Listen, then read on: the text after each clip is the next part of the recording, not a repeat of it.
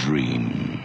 You are falling, lost in the listening distance, as dark locks in.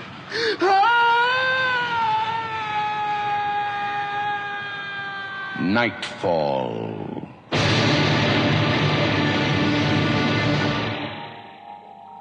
Good evening. Tonight we have a special Boxing Day treat for listeners who really like to settle into a show.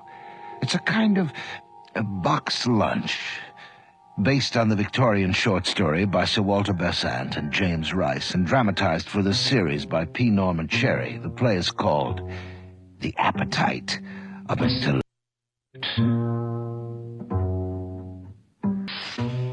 You wonder. Yes, I see you wonder at me, and plenty why I eat and drink. Let me tell you about it. Let me tell you how I disagreed with something that ate me. My appetite was hereditary. One of the few things I can remember of my mother was a constant complaint that my father used to eat her out of house and home. It was the same when I became a strolling player, wandering the provinces with a down-at-heels troupe of actors. We were poor as church mice, but it was share and share alike, and they said I ate for four. For all my hearty feeding, I was slim and played Romeo very badly. Sweet, good night. Good night. This bud of love, by summer's brightening breath, may prove a beauteous flower when next we meet. Good night, good night. As sweet repose and rest come to thy heart as that within my breast. Oh, wilt thou leave me so unsatisfied? What satisfaction canst thou have tonight? The exchange of thy love's faithful vow for mine.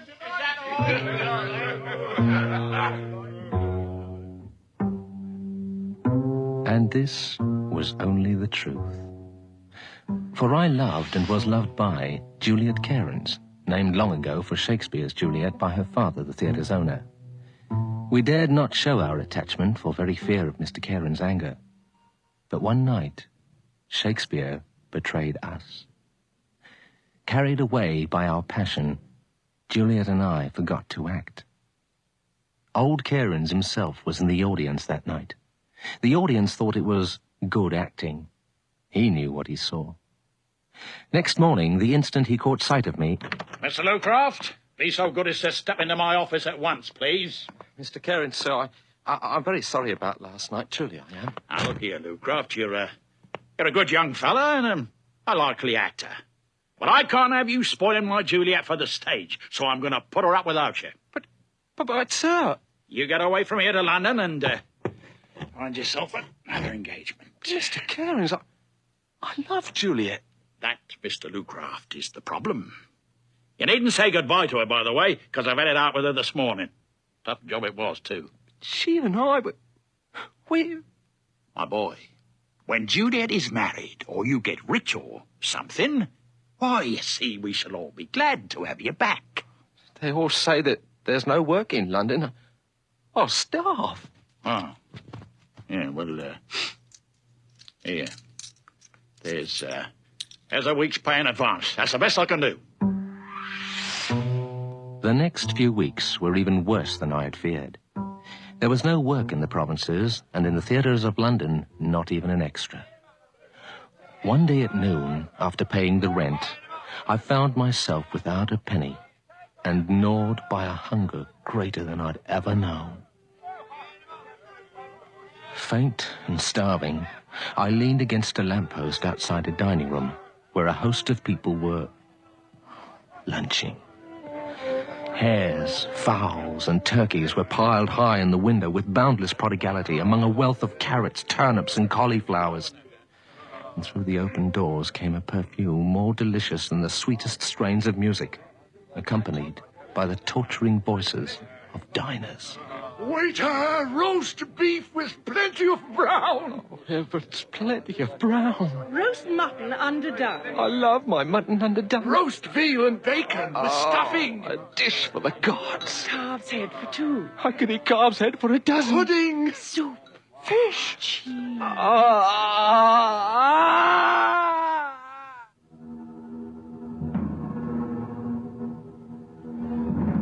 At that moment, as I was nearly fainting, there came down the street a monstrous old man, bearing before him like the Lord Mayor, a gross and swollen abdomen, walking very slowly as if the exertion might kill him, and leaning upon a thick cane.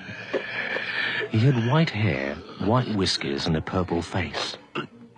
Indeed, he might have resembled St. Nicholas, except for his eyes, flushed with red veins that gave him a wolfish expression. Young man, you look ill. Have you been drinking? No, sir. I'm only hungry. Oh, so hungry. Here's a pretty fellow. Hungry? The most enviable position a man can be in, and he dares to complain at his lot. Complain? What are the lower classes coming to next, I wonder?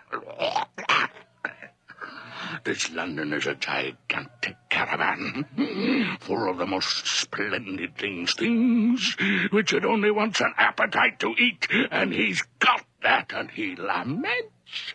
What is the use if you have no money? Is yours a small appetite as a rule, or is it a large one? Large.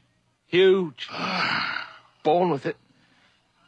It's very awkward just now. Young man, come with me now and once. But Don't sir... talk. That may interfere with the further growth of your appetite. Walk slowly and keep your mouth shut.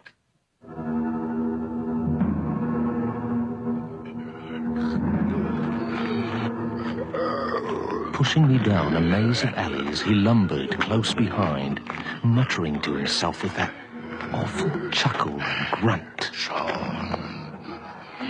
what a fine young fellow it is.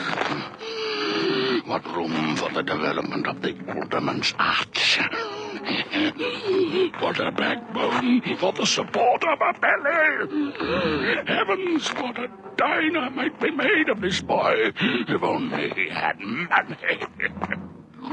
Turning into a narrow hidden court, he bent with great difficulty to a little black portal. It seemed to blow into the keyhole with his mouth. What shoulders he has for a table, and what legs to put under it.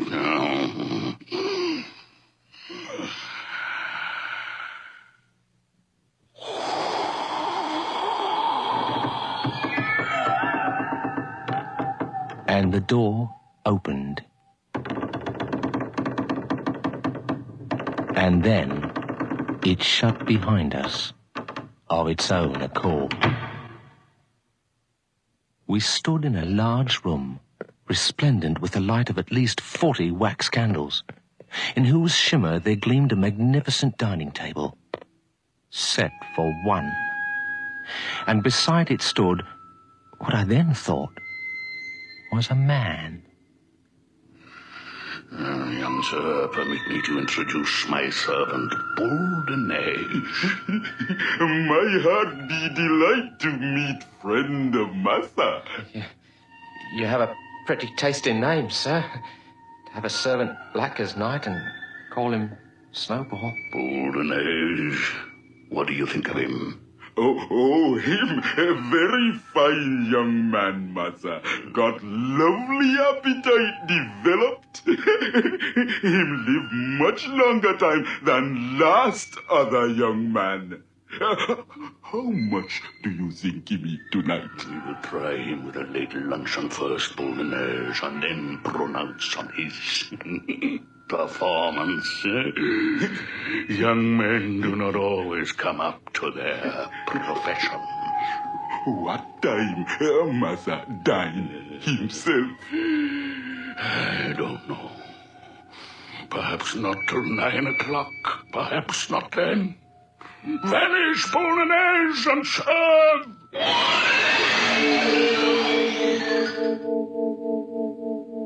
Did the ancient servant go through the floor?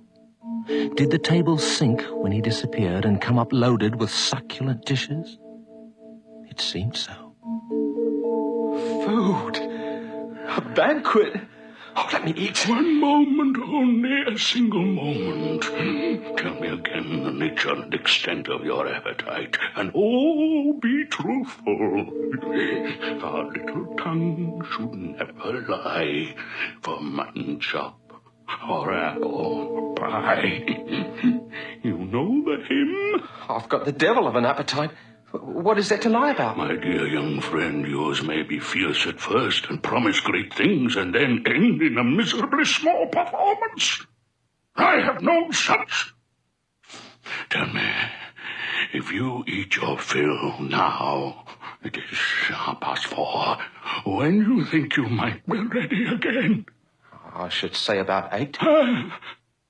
But I might do something light about 7, I dare say. Right now, I could eat a mountain. A mountain!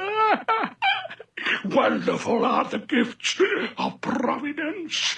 My dear young friend, I am very thankful, deeply thankful that I met you. Sit down and let me take the covers off for you. I long to see you eat. I will wait upon you myself. No one else. Just we two.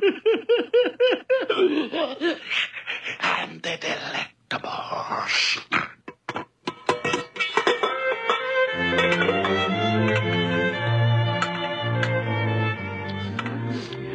Lover's eggs. He has eaten all 6. Turtle soup. Gently, my young friend, gently. Humor your appetite. Don't drive it. Fill it of soul with white grapes and almonds. It's like watching mighty Caesar. Look at him. Sweetbreads and burgundy wine and mushrooms. Smiles of the dear little innocent confiding calf. More bread with it, eh? Mauviettes en casse. Larks in baskets. Sweet rapturous singing larks. Toothsome cocky yelly larks. Eats them up. Bones and all. My dear sir, and drink something. Here, a champagne, hock, and soda. Have a sherry. It's a made-up wine, even the best of it. Come, a little champagne. I generally take drops here, sir, but if you please, a little fizz would be acceptable. Now, my dear lord, my palace of Troy. Curried chicken with salad, rice, and chestnuts. Stuffed quail. Snipe en brochette.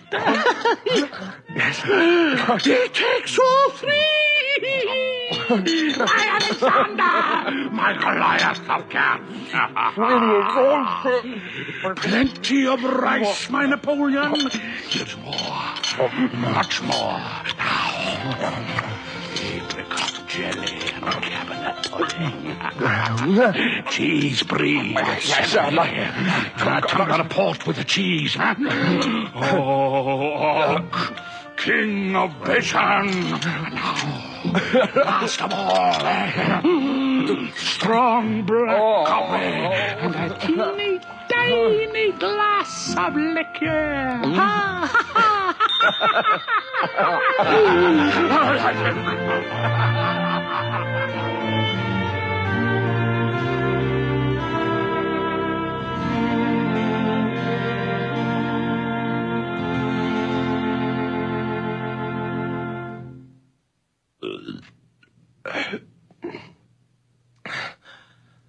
Sir, I'm more grateful than I can tell you. And the gratitude. Tell me, do you feel any sense of repletion? Is the blood mounting to your head? Quite free from giddiness? No thickness in the speech? Why, no, sir. I am, as you see, an ostrich. An ostrich, you say?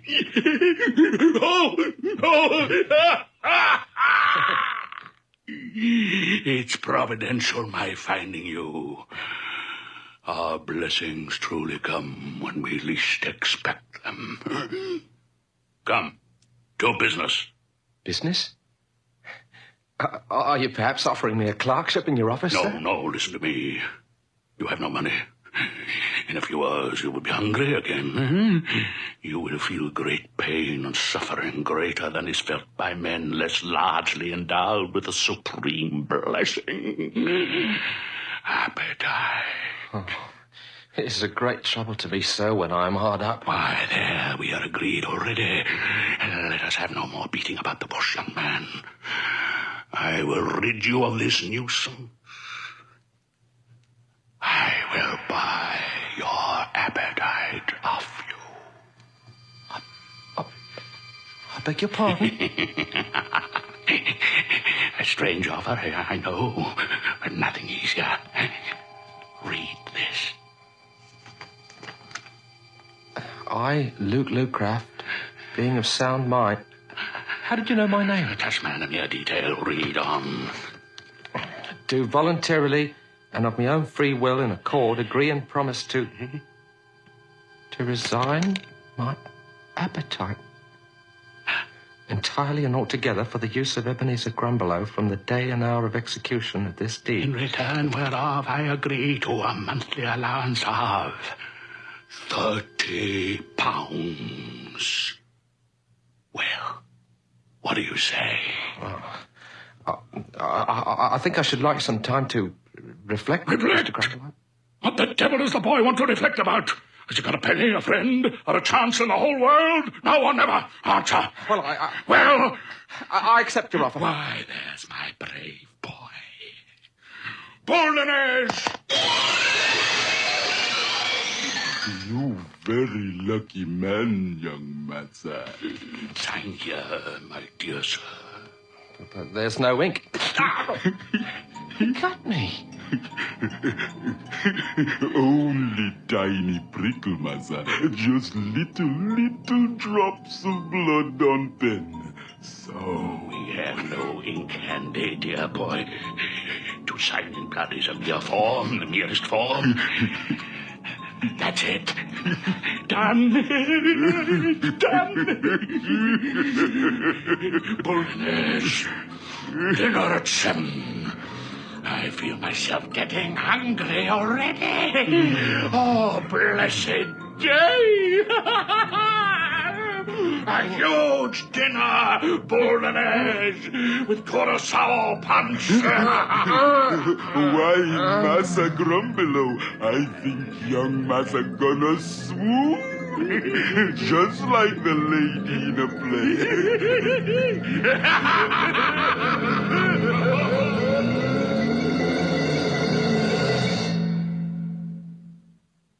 When I came to myself, I was home again, in my squalid little room. On the table lay A letter? Addressed to me? It was from a firm of solicitors, Crackett and Clarges, dated that evening at 5:30, half an hour after I signed the paper stating that they were empowered by a client whose name they never mentioned Give to give Mr. me Lucraft the sum of £30 monthly to begin this present day. Payment will be made in person to Mr. Lucraft, who is requested to call at the firm's offices, 16 Lombard Street, at his earliest convenience. I stared at the letter with a mixture of stupefaction and horror. The monstrous feast, the bargain, were no dream then. And how had they got their instructions? The clock struck 7, and slowly, surely, a sensation began to grow in me.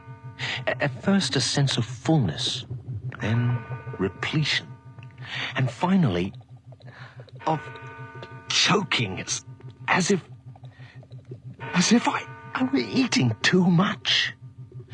By a kind of awful insight, I knew at once what was going on. The old man was taking his dinner, and taking more than was good for me. Soon, soon he began to drink too much as well. Oh, my God! I'm getting drunk and I haven't touched a drop. My head began to spin. Sugar sweetness, bite of lime and lemon, fumes of alcohol like steam. steam from a volcano filled my throat. He was drinking, gulping the curacao punch. I would run to find him, tear up the agreement, but... His name? I've forgotten the old glutton's name. He's taken his name. I got it from my head.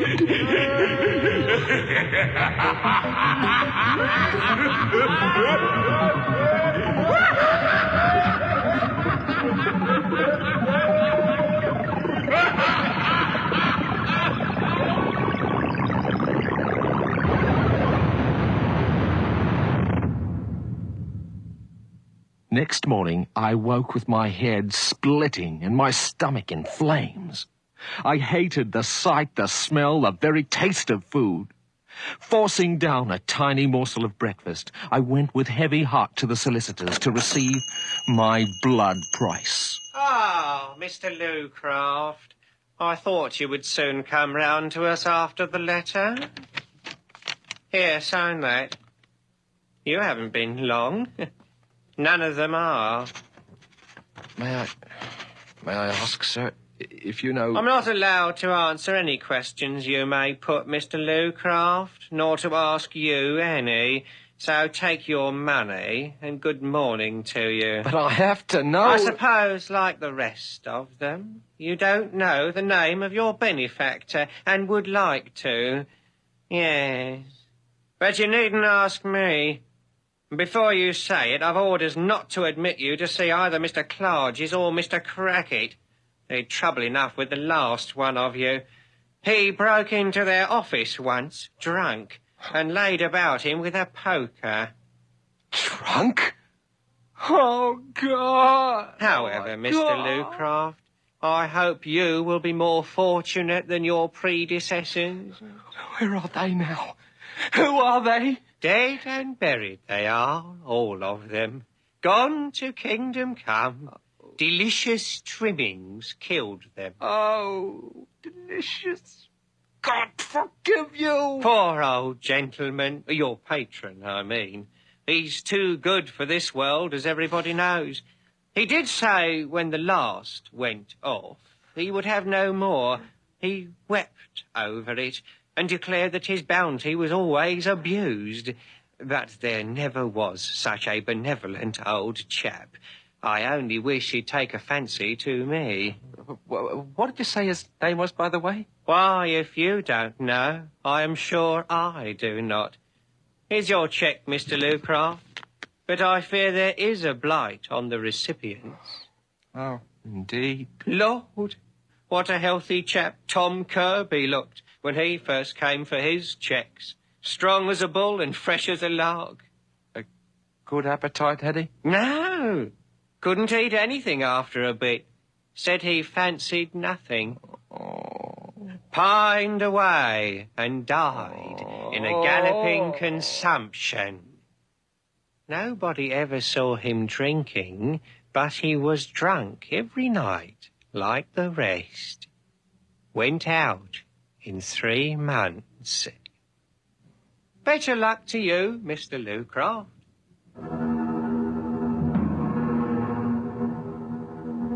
From that moment on, I lived in hell. Every day at 1:30, the grossness of his heavy feeding weighed me down. But at least at midday he drank. At night, it was pure horror.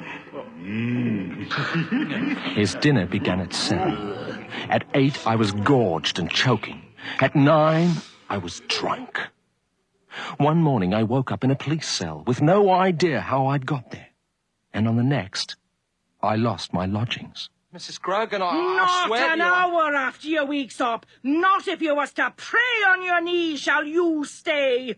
Neighbours next door threatening the police, and me a quiet woman for 20 years. I detested food and drink, and I detested life.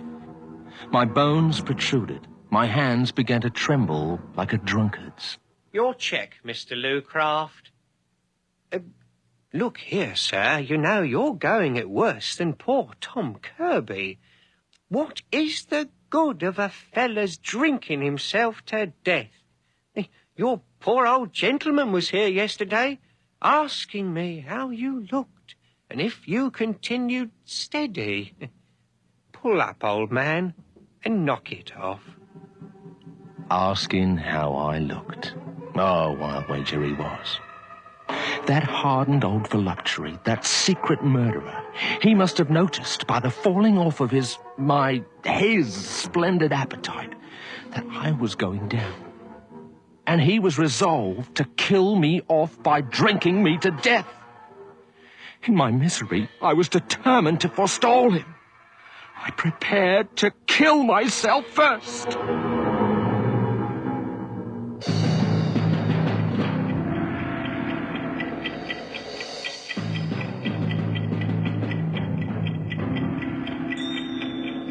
But the next evening at 7, as I sat in my lonely room, awaiting yet another drunken bout, suddenly... My God! What is it? I've never felt like this before. It's gone. Where is the choking feeling? Where's the drunkenness? It can't be. It can't be that I'm free.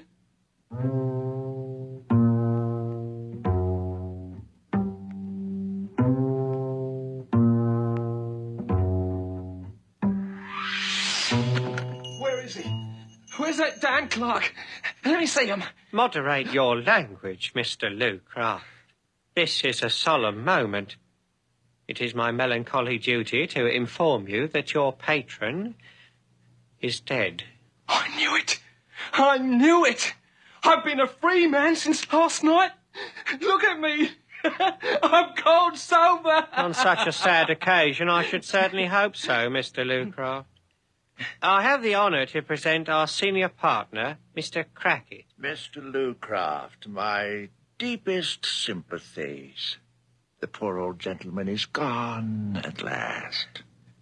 Apoplexy. I know. I didn't understand it at the time, but I felt him. I felt him depart last night. A most affecting sympathy. If you will examine this deed, Mr. Lucraft, you will find that Mr. Grumbelow is as generous to you in death as in life, sir. Grumbelow. That's the name. Grumbelow. Why generous? He has left you £500 in his will, Mr. Lucraft. Look. 500. What for? What is he up to now? An ungrateful turn of phrase, young man. Mr. Grumbelow's love for the poor and humble was a byword to all who knew him. He asked nothing but that you care for his aged servant, Mr. Boldenez here, and cherish him as if he were your own father. No. Why, Massa, Boldenez, very good servant. Cook a lovely dinner. Make young Massa rich like Massa Grumbelow. I'd rather hire the devil. Mr. Lucraft! If Massa likes, that can be arranged.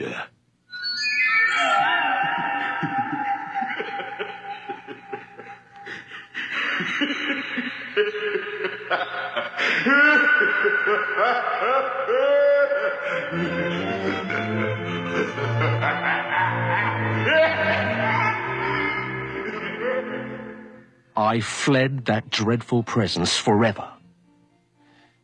But I had saved a good deal of my monthly payments from the old monster, and my old master, Mr. Cairns, welcomed me back with open arms, and so did his daughter Juliet.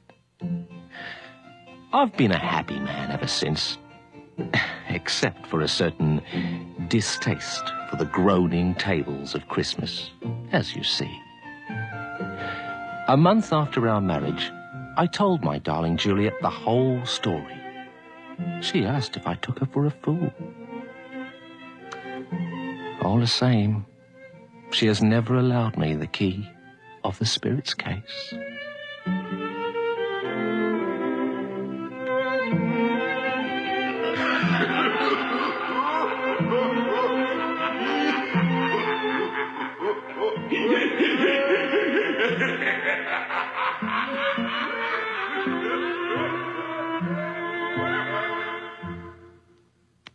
You have just heard The Appetite of Mr. Lucraft, the short story by Sir Walter Besant and James Rice, adapted and dramatized for radio by P. Norman Cherrie. Featured tonight were Graham Haley as Lucraft and Douglas Campbell as Ebeneezer Grumbelow. Nikki Guadani played Juliet with Leslie Yeoh as Mr. Cairns. Abbott Anderson played the mysterious Boule de Neige, and you heard Robert Christie as Mr. Crackit and John Peters as the law clerk. Other voices in the cast were played by Maureen Fitzgerald. Our recording engineer is Ray Folsick, with sound effects by Matt Wilcott. Our production assistant is Nina Callahan, and the series story editor is Earl Toppings. Nightfall is produced and directed for CBC Radio by Bill Howell. The series story editor is Earl Toppings. Nightfall is produced and directed for CBC Radio by Bill Howell.